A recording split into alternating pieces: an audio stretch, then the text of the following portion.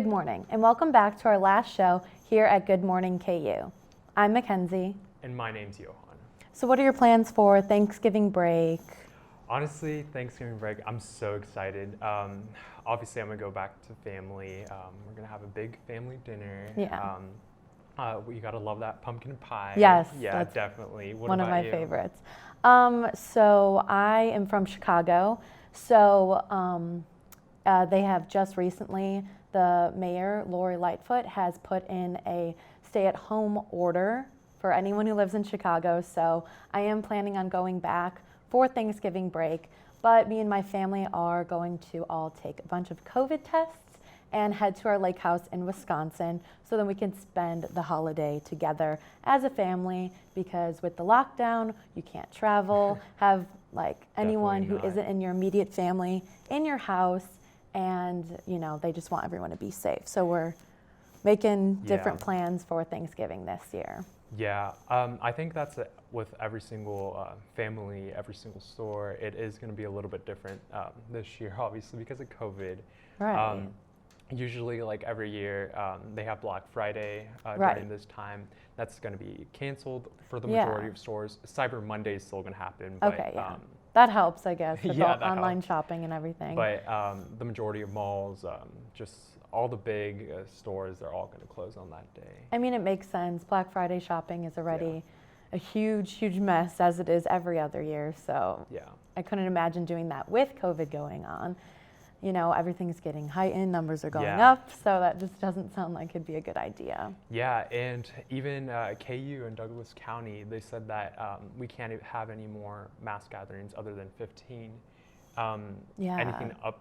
Anything under that or Right. up that, it's not allowed. So Yeah. I know that previously, before that, we could have at least 45 people. Yeah. And we could also go to the games, but Yeah, all right. that's canceled this year. Yeah, so no more people at the rest of the games for the season, and we have 2 more at-home games in Lawrence, so no fans. Yeah, and it's all going to be on TV. Yeah. Which isn't bad. I mean, I feel like this year, like a lot of people got used to that, and Right. they're just gathered with their friends, even Yeah. family. So For the people who were going to the games, it was smaller crowds and everything, so now they're just canceling that.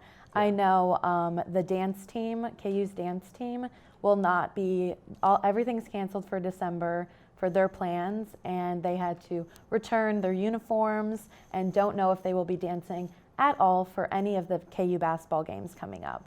But for now, the plan is that they are not, so. yeah, and it's crazy too because like statewide, Kansas is actually having I think their positivity rate is almost 14% Okay. in Lawrence, and statewide, we've had almost 1,200 deaths, which is Yeah. crazy. It's Uh-huh. and you don't think about that when you're watching the news or you're hearing that. Just with friends or family, it seems like it's so far away, but Right. every day it keeps getting closer. and Exactly. I closer. mean, there were so many days where I was like, oh, things are getting better, things are Yeah. going to start getting back to normal, and the waves are coming back up and down Yep. with COVID cases. So, I mean, for everyone's safety, everyone's doing the right things. We Yeah. just have to take a step back and keep inching forward Yeah. to hopefully a safer, place and everything. Yeah. But yeah, so since we will be wrapping up the semester and everything, make sure you have a safe and fun break, but make sure you are staying safe and healthy. Definitely. And as we go on to our first break, we'd like to remind you that tomorrow is a monthly virtual fundraiser for Audio Reader. They'll be selling audio equipment and vinyl records all day. Let's take a look at what they do at Audio Reader.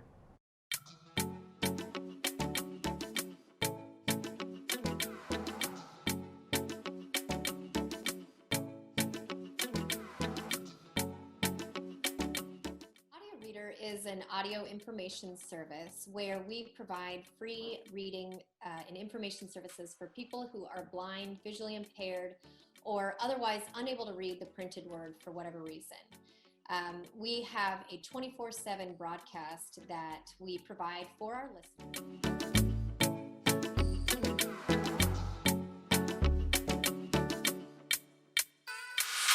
We also knew that it would be detrimental to our service if we couldn't do something that would somewhat replace that, because this sale normally brings in, just last year alone, it netted over $40,000 for Audio Reader, which is a significant amount of money for our organization. So we knew we had to do something to make up for that shortfall. We knew we weren't going to make $40,000 by doing anything other than the sale, but we knew we had to do something to try to make it up.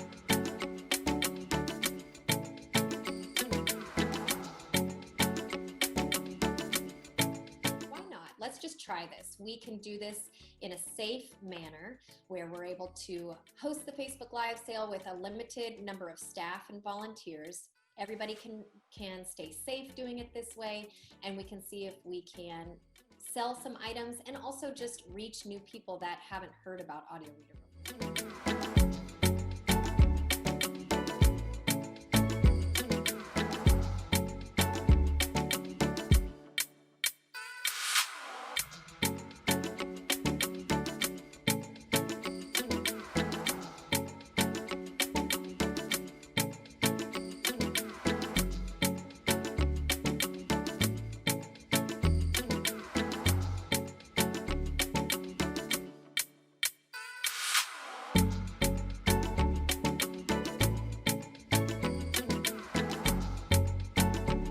People to feel like that they're part of something, albeit virtual, and then ultimately that we are able to sell some items. That's the real reason we're doing it, though it has, fun secondary reasons that I've mentioned. People getting engaged in a way to just remind people that we're here because, due to the pandemic, things are shut down so much. We want to stay connected. These things become a lot of fun when people, again, feel engaged. And one way to feel engaged is that there's these little silly in-jokes. I mean, one of the things that's come up is that the equipment we have, the way that the speakers are connected, there's these spring little ports the way at the back. And we just have fun with that. We just think it's hilarious that it's such a big deal.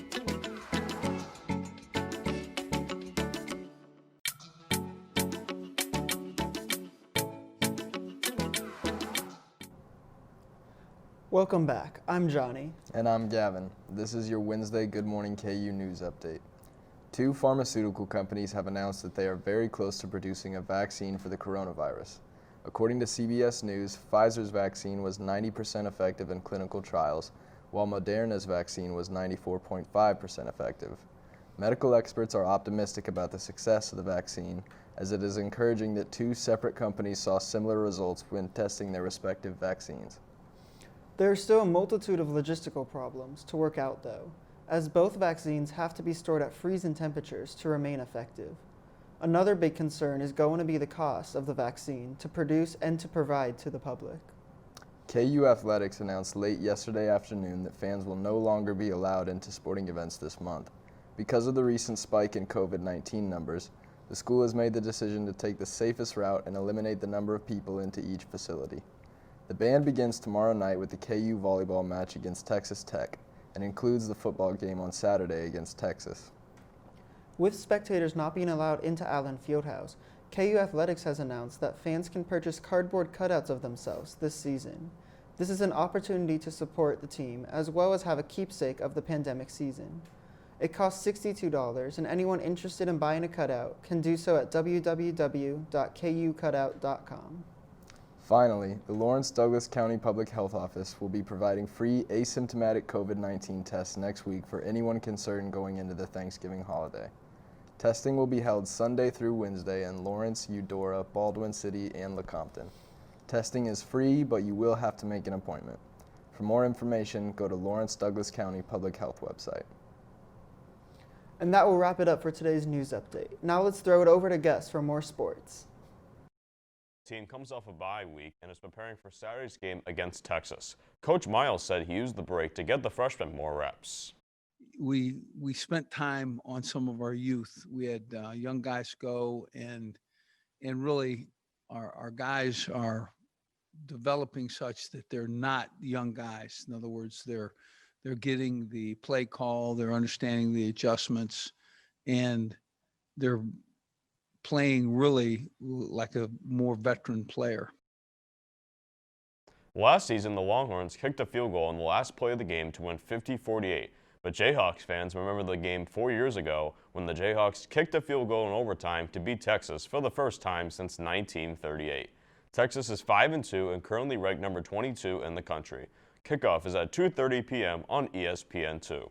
With no NCAA playoff this year, the soccer team wrapped up its season with a 4-1 victory over Oklahoma last weekend at Rock Chalk Park. Senior Carrie Hollins started her 75th consecutive match for the Jayhawks and is not decided if she'll be back next season. Kansas finishes the season at 5-3-1 and in 4th place in the Big 12 Conference. By the time students return to campus in February, the KU basketball season will have started and nearly be over. Over the next 2.5 months, the NBA and NHL season expect to be underway, and the NFL should be deep into the playoffs. In fact, the first day of classes is scheduled for February 1st, and the Super Bowl is scheduled for Sunday, February 7th. If the schedule doesn't change, both the KU men's and women's basketball teams will have wrapped up their non-conference games and completed half of their Big 12 conference games. The men are scheduled to play top-ranked Gonzaga on Thanksgiving Day and Kentucky on December 1st in the Champions Classic. The first conference game for the Jayhawks will be on December 17th when they travel to Lubbock to take on Texas Tech. The women's season gets underway in Allen Fieldhouse the night before Thanksgiving against Northern Colorado. Their Big 12 schedule starts before Christmas when the Lady Jayhawks take on Oklahoma on December 10th. The NHL will begin a shortened season around New Year's Day, and the NBA is scheduled to begin on December 22nd. Tonight, however, is also a big day for all basketball fans, with the NBA draft beginning at 7 p.m. on ESPN. And that's it for sports. After the break, Jay will be here to tell us what kind of weather to expect over the break. Keep watching.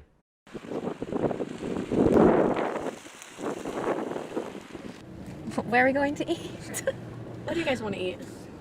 Something fast, maybe. Peyton, what do you think? Chick-fil-A, maybe? Yeah, let's something drive-through. Yeah, Drive-through. Let's drive through Chick-fil-A. Sure.